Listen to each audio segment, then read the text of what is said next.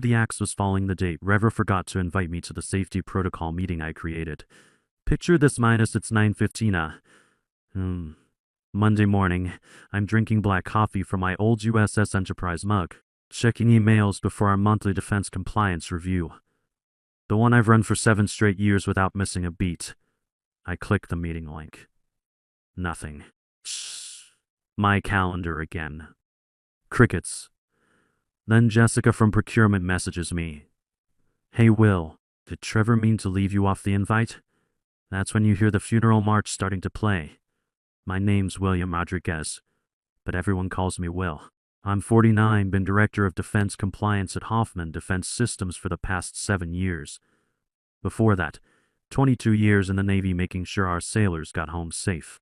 Joined up at 20, served until I was 42, then transitioned to civilian life protecting our troops from behind a desk instead of a ship.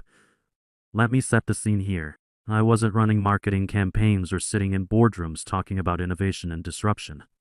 I was the guy making sure the armor plating we shipped to Afghanistan could actually stop a bullet. I tracked material certifications. I flagged substandard components. I logged every safety test like lives depended on it because they did. It wasn't glamorous work. No fancy conferences or executive retreats with champagne and networking. I had the trust of Oliver Hoffman, our CA, the Pentagon Procurement Office, and even our engineering team minus, which says something since they once named a testing protocol after me as a joke. The Rodriguez Standard they called it, meaning if we'll sign off on it, it was bulletproof. Here's the thing that civilians don't understand about defense contracting minus documentation doesn't just save your career. It saves lives. I kept everything. Not because I was paranoid, but because when you're building equipment for Marines in Fallujah or Navy SCILS in the South China Sea, there's no tech support hotline when things go wrong. There's just a 19-year-old kid from Ohio hoping his radio works when mortars start falling. We made communication systems that had to function in 130-degree heat and sandstorms. Armor plating for vehicles that needed to stop armor-piercing rounds. Maintenance parts for helicopters flying medical evacuations under fire. When something fails in those situations, people die. Not anonymous statistics, minus actual American sons and daughters who joined up to serve their country. Oliver understood that reality. He'd been in Vietnam as a young lieutenant, knew what it meant when gear failed in the field. Lost 3 guys in his squad to a radio malfunction during a nighttime patrol in 1971st. He never forgot that, and neither did I. Every quarter, we'd review our compliance standards together, not because regulations required it, but because both of us had friends who didn't come home, and we'd be damned if it was because we cut corners on safety. The systems we built at Hoffman had multiple layers of protection. Material certifications required to engineering signatures plus my approval. Quality control tests couldn't be fast-tracked, or by past- every component got tested under combat conditions before shipping. Safety protocols were written in stone, documented in triplicate, reviewed by legal. Nothing moved without proper authorization. I documented everything religiously, not to cover myself legally, but because when the inevitable day came and working in defense contracting long enough, do you know it always comes I needed to prove I hadn't been asleep at the wheel protecting American troops overseas. The accountability chain was crystal clear. Engineers designed to spec, manufacturing built to standard, quality control tested everything, and I verified compliance before anything got a shipping label. Oliver called it our zero-defect culture, and it worked. In 7 years, we'd never had a field failure traced back to manufacturing defects or safety shortcuts. Then came Trevor, Oliver's son, fresh out of Stanford Business School with an MBA in disruption and zero understanding of what we actually did for the defense of this country. First thing he said in our introduction meeting was, "So what's your ROI on all these compliance processes?" I looked him dead in the eye and said, "Soldiers coming home alive instead of in flag-draped coffins." He didn't laugh, didn't even blink, just made a note on his tablet like he was calculating the profit margin on patriotism. That should have been my first warning sign, but I figured Oliver would straighten him out once the kid understood the business. Defense contracting isn't like selling smartphones or social media apps. You can't move fast and break things when the things you break are keeping Marines alive in combat zones. 3 weeks after Trevor started shadowing Oliver in executive meetings, the old man had his heart attack. Massive stress minus induced cardiac event, doctor said. Not surprising given what we were dealing with at the time. Pentagon audit of our Q3 deliveries. Quality issues with a batch of communication equipment that had to be recalled from to forward operating basis.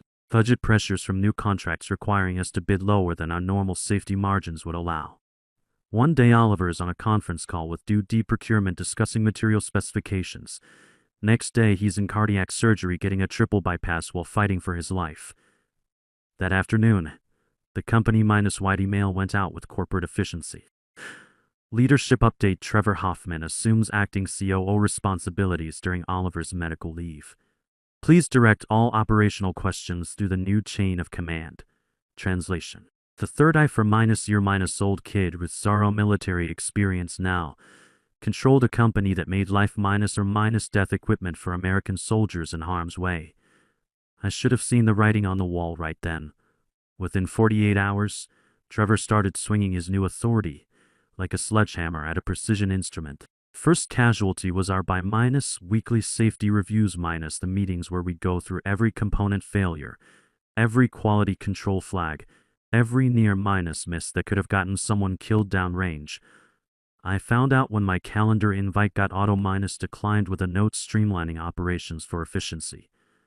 Efficiency. That's what this Stanford MBA called canceling meetings designed to keep American soldiers alive. I walked down to his office my old conference room that he'd already redecorated with motivational posters about velocity and disruptive thinking. Found him on a video call with some venture capital guys, explaining how defense contracting was ripe for innovation and how his father's generation had been to risk-averse to achieve scale. To risk-averse. He was talking about the man who'd built this company from nothing after Vietnam, who'd never shipped a single piece of equipment that hadn't been tested to destruction first. When he finished his call, I knocked on the doorframe. Trevor, we need to talk about the safety review cancellation. He looked up from his laptop with that patient smile people give you when they think you're missing the bigger picture. Well, I appreciate your attention to detail, but we're moving to a more agile framework. Those meetings were consuming 8 hours of engineering time every 2 weeks. That's 200 hours per quarter. We can redirect to actual production. Those meetings prevent defective equipment from reaching combat zones, and our quality control systems catch defects at the source. We're not eliminating safety, we're optimizing the process. I wanted to explain that quality control systems only work if people use them correctly. That shortcuts have a way of becoming standard procedures when nobody's watching. But the 19-year-old Marine using our equipment in Syria doesn't care about our quarterly efficiency metrics . He just wants his radio to work when he's calling for medevac. Instead, I said, what about the material certification reviews with legal? Also being streamlined. Legal will review specifications during the contract phase, then trust our engineering team to execute properly. No more redundant check-ends. Redundant.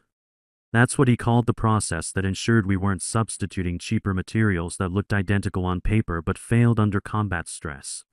I didn't argue, just nodded and walked back to my office where I opened a new folder on my encrypted doctor-labeled process changes documentation. Started with screenshots of the canceled meeting invitations, copies of Trevor's efficiency memos, timestamps showing when safety protocols got modified without engineering review. Not because I was planning anything specific, just because my Navy training taught me to document everything when command structure starts breaking down. The next week brought more changes. Trevor disbanded the joint review board between engineering and compliance the monthly session where we'd go through test results together, flag potential issues, coordinate responses to Pentagon feedback. When I asked him about it, he gave me 3 words that made my blood pressure spike: bureaucratic red tape. Read tape. That's what this trust fund kid called the processes that ensured a Marine's body armor could stop shrapnel from an IED and a Navy SEIL's communication gear wouldn't fail during an extraction operation behind enemy lines. Trevor, I said, keeping my voice level. Few for deliveries require coordinated safety sign-offs between engineering and compliance. Pentagon regulations aren't suggestions. He leaned back in Oliver's old chair minus the one with the bronze nameplate that still said Oliver Hoffman, CEO minus, and gave me the condescending look I'd started seeing more often. Will, you're doing great work, really. But let's be honest here. My father gave you a very generous title during a different era of this company. I need people who execute solutions, not people who create roadblocks to progress. That sentence hit like taking shrapnel to the chest. My entire job was preventing roadblocks minus the kind that get soldiers killed when equipment fails in firefights. But to Trevor, protecting American troops was just an impediment to maximizing quarterly profit margins. I didn't respond immediately. Just stood there processing what I'd heard, adding it to the mental file cabinet I was building. Because guys like Trevor always hang themselves with their own words eventually. They just can't help bragging about how smart they think they are. Understood, I finally said, and walked away. That night, I started working late. Not because I had extra assignments, but because I wanted quiet time on the systems after the building emptied out. Time when nobody was looking over my shoulder or asking why I was accessing certain databases. I began copying files systematically. Safety test results that showed material failures. Quality control reports that had been overridden without proper authorization. Material certification documents that had been modified after legal review. Email chains showing Trevor's team pushing equipment through production phases without completing required testing protocols. Everything got tagged with metadata, encrypted, and backed up to an external drive I kept in my laptop bag like a life preserver. I wasn't being paranoid minus, I was preparing for the inevitable impact. Because when a spoiled rich kid starts dismantling infrastructure designed to protect American soldiers in combat zones, it's not a question of if the system fails. It's when the atmosphere in the building started changing too. People were walking on eggshells, having hushed conversations in break rooms, avoiding eye contact in hallways. Trevor had brought in some consultants from McKinsey to do organizational efficiency assessments minus corporate speak for figuring out who to fire next. I noticed I was being excluded from more meetings. First it was the vendor review sessions I'd attended for 7 years, then the Pentagon liaison calls where we discussed contract modifications. Finally, the executive briefings where we reviewed upcoming deliverables and potential compliance issues. When I asked Jessica about it, she just shrugged apologetically. Trevor said those meetings needed to be limited to essential personnel only. Sorry, Will. Essential personnel. I was the guy who made sure our equipment wouldn't get American soldiers killed, but apparently that wasn't essential to Trevor's vision of the company. I kept documenting everything. Meeting invitations I didn't receive, email chains I got removed from, authorization codes that bypassed my approval requirements, digital breadcrumbs showing a systematic effort to eliminate compliance, oversight from production decisions.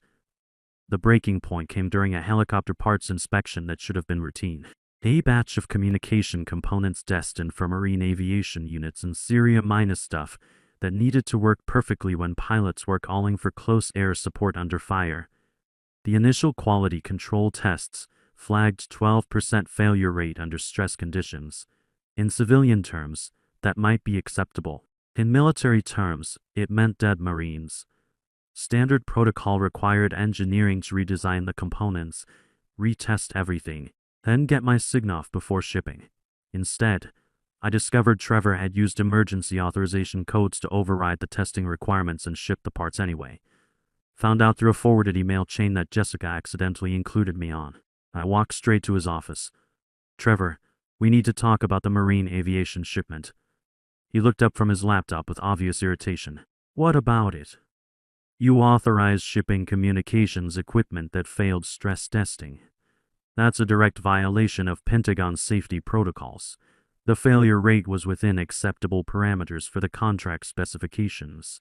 The contract specifications assume 100% functionality under combat conditions. A 12% failure rate means 12% of those Marines might not be able to call for air support when they need it.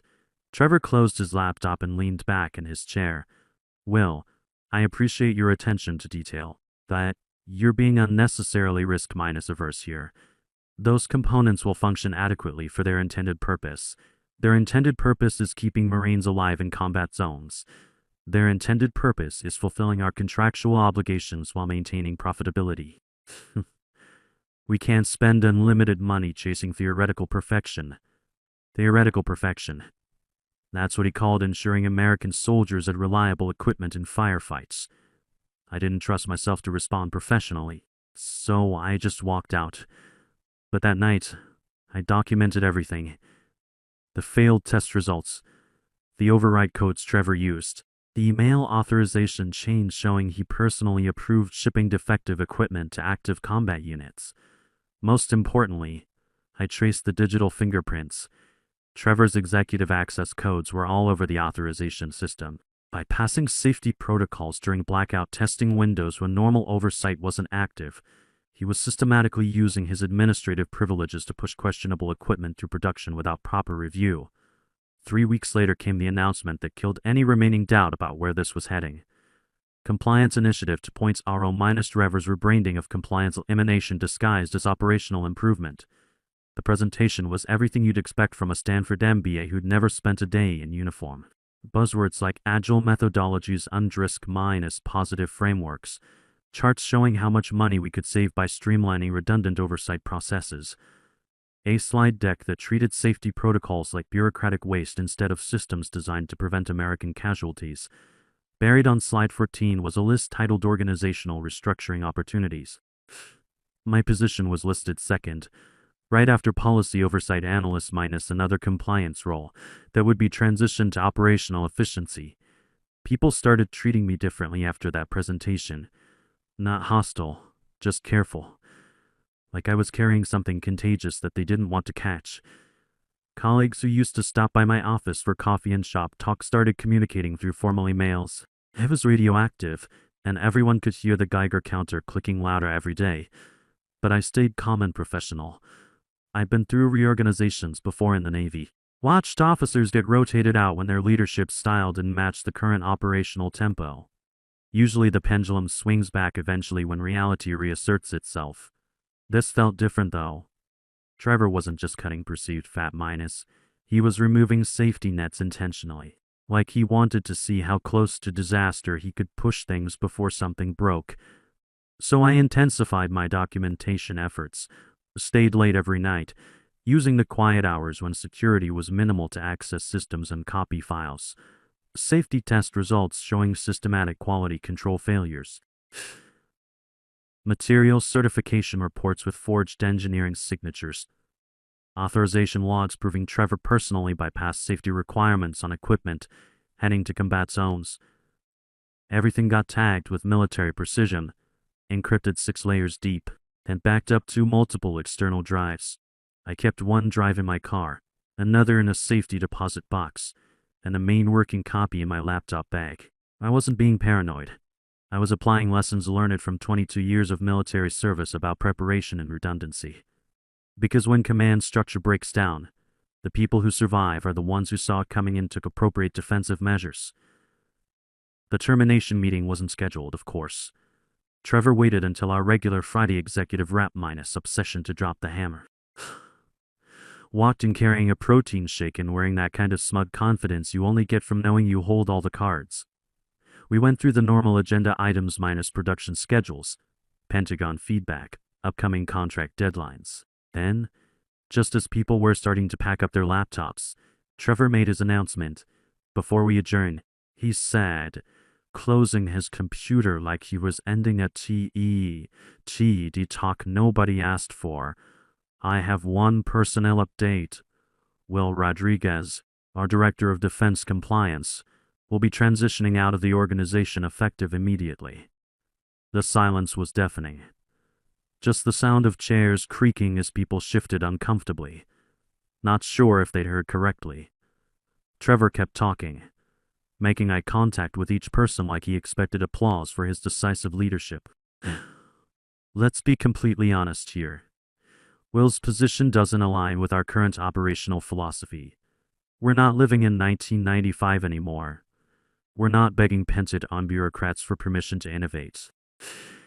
We're building solutions for the modern battlefield, not creating administrative bottlenecks.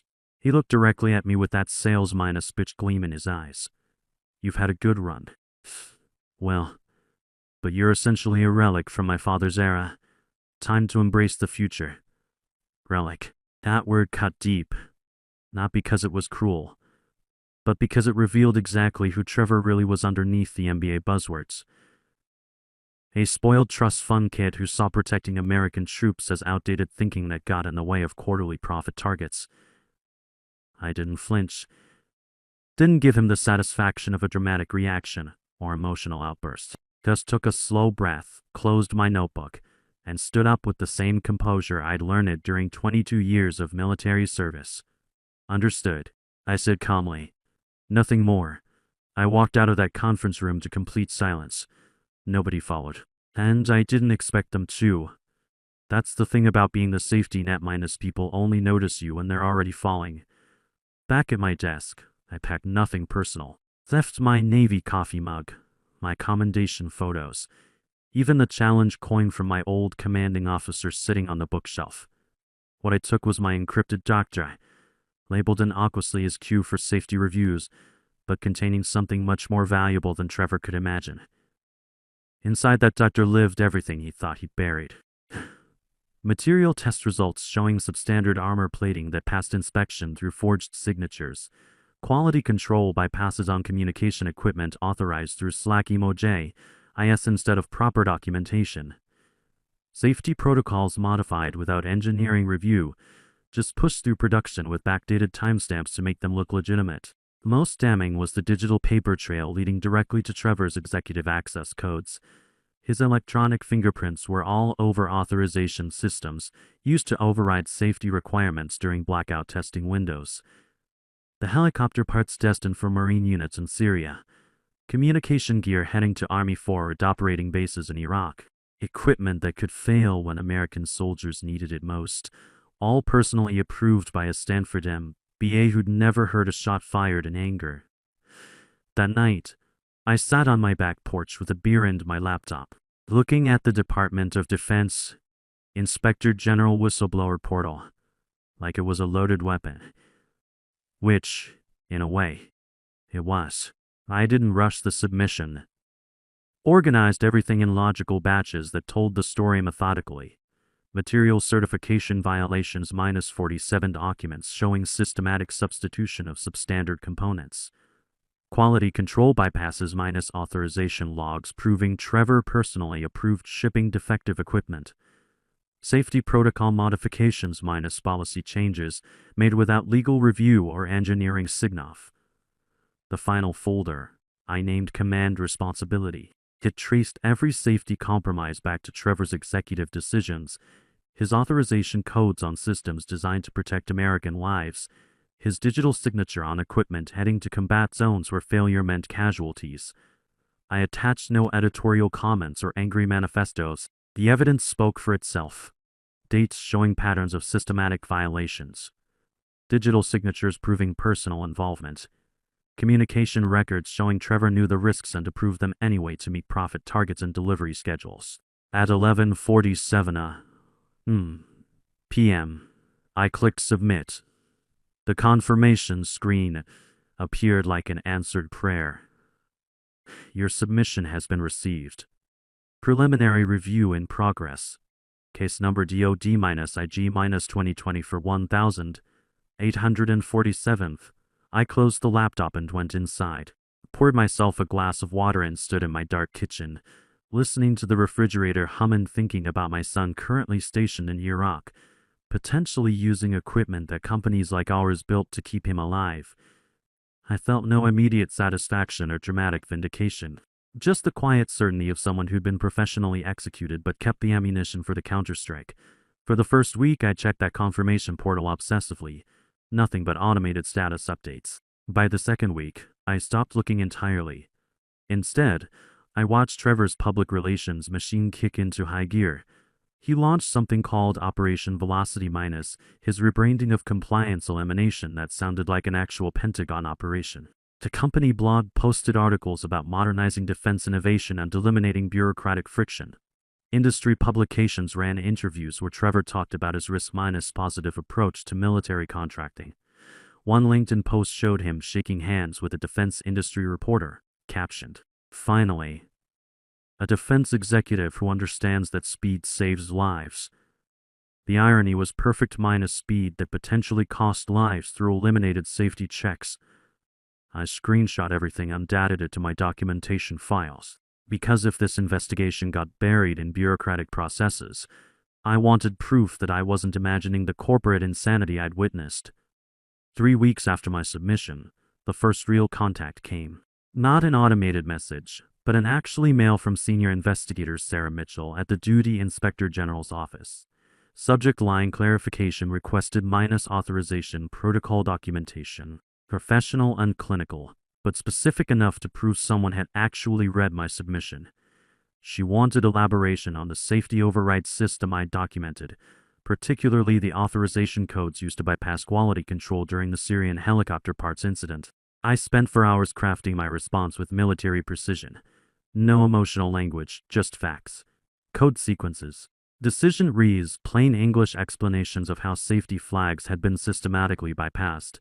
Digital forensics showing Trevor's personal involvement in every major violation. 2 weeks later, she called directly. "Rodriguez, this is Investigator Mitchell. Are you available for a phone consultation regarding your submission?" We talked for 52 minutes. Professional questions about authorization protocols, material certification chains, executive override procedures. Questions that could only come from someone who'd traced the digital breadcrumbs I'd left and found something prosecutable. When she thanked me and hung up, I knew the fuse had reached the explosive charge. For days later, Jessica texted me at 9:23 a.m. "Holy shit, Will. Federal agents are in the building. FBI badges, duty investigators, the whole 9 yards. Trevor's been working remotely for 3 days. Oliver's back from medical leave and he looks ready to kill someone."